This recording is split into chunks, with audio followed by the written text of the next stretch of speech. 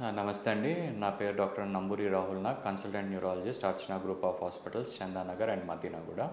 So, ఈరోజు topic ఏంటంటే పక్షవాతం. సో, పక్షవాతంలో ఆహ్, మెదడులో మీకు బ్లడ్ అందకపోతే ఒక రకమైనది పక్షవాతం, దాన్ని ఇస్కెమిక్ స్ట్రోక్ అంటాము. బ్లడ్ కారితే మెదడులో రక్తనాళం చిట్లటం వల్ల దాన్ని హెమరేజిక్ స్ట్రోక్ అంటాం. ఇది కాకుండా ట్రామా, బైక్‌లు గానీ, రోడ్ యాక్సిడెంట్‌లో కానీ, ఫోర్ వీలర్ గానీ, టూ వీలర్ గానీ, లేకపోతే బైక్ మీద, స్కూటర్ మీద మాట్లాడుతూ కూర్చొని వెనకాల పడి కూడా హెడ్ ఇంజరీస్ అయినప్పుడు పక్షవాతం లాంటి లక్షణాలు వస్తాయి.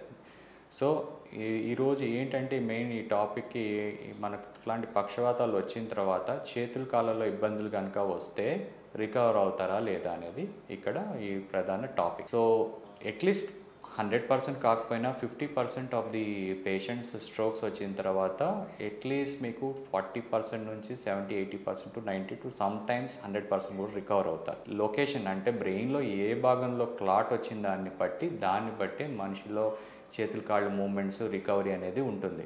అదే మీకు ఎడమ సైడ్ మెదడులో పెద్ద పక్షవాతం వచ్చిందనుకోండి, దాంతో వచ్చే ఇబ్బందుల్లో మాటలో తేడాలు రావడంతో పాటు కుడివైపు చేయి పడిపోవటం జరిగిపోతది.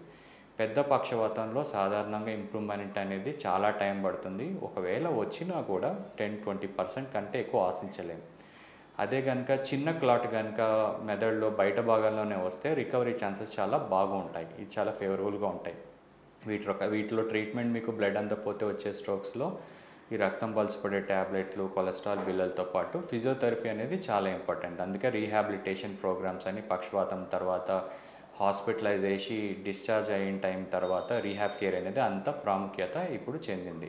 సో, ఇలాంటి పేషెంట్లు గనుక వచ్చి అంటే కొత్తగా పక్షవాతం వచ్చి డిశ్చార్జ్ అయిన తర్వాత ఇంటికి వెళ్ళిపోయే వాళ్ళు ఎవరైనా ఉంటే వాళ్ళని దయచేసి రీహాబ్ కేర్‌లో అడ్మిట్ చేయండి. దానివల్ల మేము అసెస్ చేసుకోవడంతో పాటు ఇంప్రూవ్‌మెంట్ అనేది మేము చెప్పగలగడానికి మాకు సులువుగా ఉంటుంది. అండ్ పర్మనెంట్ డిజేబిలిటీ నుంచి కూడా మనం కాపాడుకోగలుగుతాం. Thank you.